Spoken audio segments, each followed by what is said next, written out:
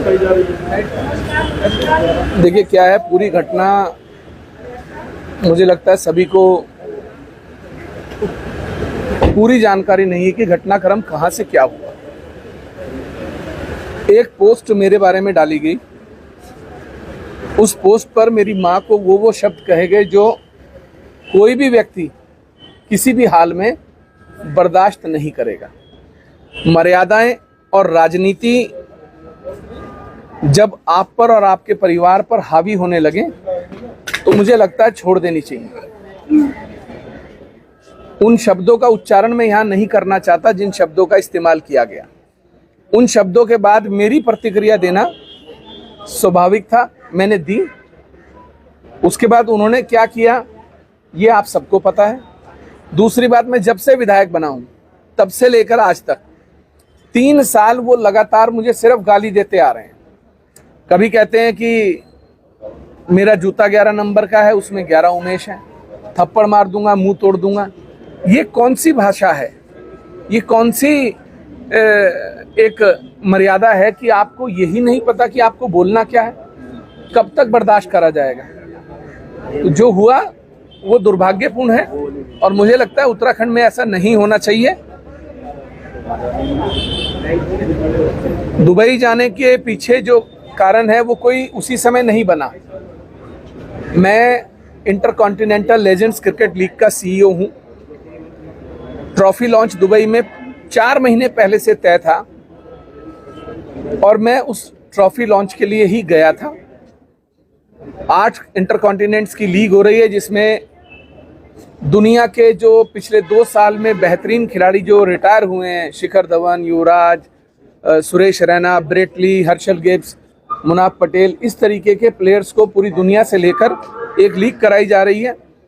उस लीग की ट्रॉफी के लिए मैं दुबई गया था।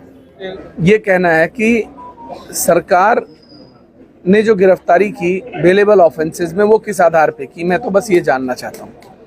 आप ने बेलेबल ऑफेंसेस में किस आधार पर एक विधायक को गिरफ्तार किया? मैं सदन में इस बात को पूछूंगा कि मुझे सरकार इस बात का जवाब दे कि एक विधायक को बेलेबल ऑफेंसेस में आप कैसे गिरफ्तार कर सकते हो, वो भी बिना स्पीकर की जानकारी के। विधायक जी, कल घटनाक्रम हुआ, चैंपियन साहब की तबीयत खराब है, वो देहरादून आ रहे हैं। सोशल मीडिया और खबरों के माध्यम से ही मुझे पता लगा कि उनको लूज मोशन लगे हुए हैं 2-3 दिन से और उनका इलाज चल रहा है। मैं तो ईश्वर से प्रार्थना करूंगा कि जल्दी स्वस्थ हो और अपने घर लौटें। टिकैत साहब ने कोशिश की थी कि जो भी विवाद है वो खत्म हो, पर वहाँ भी ऐसा लगता है कि बात बन नहीं पा रही है। देखिए, टिकैत साहब ने जिस दिन बयान जारी किया कि 2 पक्षों में जो विवाद है इस विवाद को हम खत्म कराएंगे, उस दिन के बाद मैंने कोई स्टेटमेंट जारी नहीं की। अगर एक देश का कोई प्रतिष्ठित व्यक्ति अपने घर से 2 लोगों के विवाद को निपटाने के लिए निकला है तो हमें उसका सम्मान करना चाहिए। वो मेरे घर आए, मेरे से उन्होंने कहा कि भाई मैं चाहता हूं कि इस प्रकरण में दोनों तरफ से शांति हो। तो हमने उनसे कहा कि उनकी जिम्मेदारी कौन लेगा? उन्होंने कहा मैं लूंगा, मैं मिलकर आया हूं।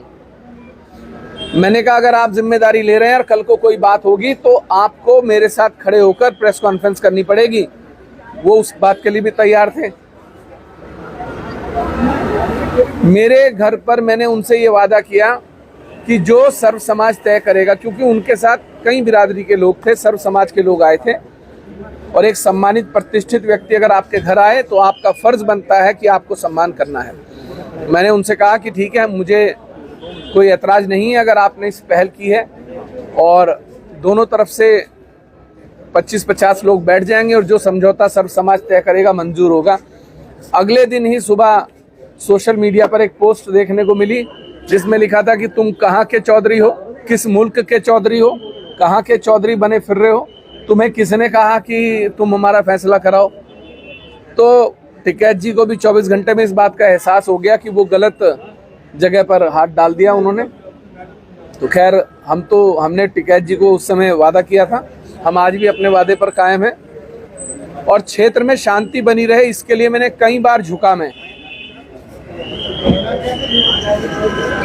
झुककर मैंने बिरादरी से माफ़ी मांगी कि अगर समाज को कहीं मेरी बातों से तकलीफ हुई है तो मैं माफ़ी चाहता हूँ। लेकिन अगर आप कहें कि मैं आपके महल पर आकर आपसे माफ़ी मांगूँ या आपसे माफ़ी मांगूँ, तो मैं झुकने वालों में से नहीं हूँ और ना मुझे कोई झुका सकता। मैं झुका बिरादरी के लिए, समाज में शांति व्यवस्था बनाए रखने के लिए। लेकिन कोई व्यक्ति विशेष ये समझता हो, उसको ये गलतफहमी हो कि उमेश कुमार किसी के सामने झुक जाएगा, तो हमारा इतिहास सभी को पता है। हम लड़ने वाले लोग हैं, झुकने वाले लोग नहीं। ठीक, थैंक यू।